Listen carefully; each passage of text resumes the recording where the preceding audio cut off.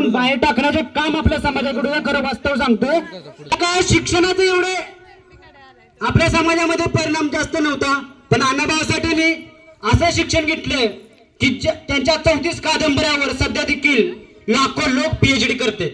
वास्तवाचे आहे.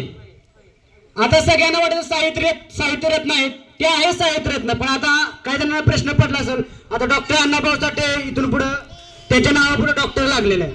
पण तुम्हाला एक सांगतो डॉक्टर का लागलेला आहे, कारण की एमजीएम विद्यापीठ औरंगाबाद छत्रपती संभाजीनगर तर अण्णाभाऊ साठेने डॉक्टरेट बहाल केलेलं आहे, म्हणून अण्णाभाऊ साठेंच्या पुढे डॉक्टरेट लागलेलं आहे. त्या अण्णाभाऊ साठे आपलं खूप मोठं भाग्य आहे की छत्रपती शिवाजी महाराजांचे विचार जर कुठल्या महापुरुषाने देशाच्या बाहेर नेऊन जर पोहोचवले असतील तर एकमेव मानव म्हणजे आपला डॉक्टर अण्णाभाऊ साठे. त्यांनी छत्रपती शिवाजी महाराज काय होते हे महाराष्ट्राचे दैवत काय होते आणि ते सगळ्यात महत्वाचे मध्ये आपल्या सांगली जिल्ह्यातील आहेत.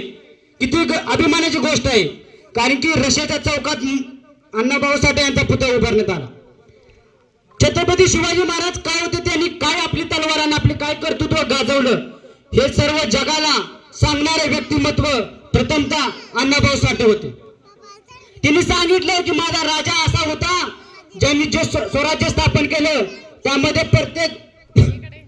प्रत्येक स्त्रीसाठी आणि प्रत्येक समाजासाठी एक समानता होती. ती समानता बाहेरच्या देशामध्ये सांगणारे एकमेव व्यक्तिमत्व आहे. कारण की आता आपण विचार करतो यांनी जे कर्तृत्व गाजवलेलं आहे यांना भारतरत्न द्या अशी संसदेमध्ये घोषणा करण्यात आली होती.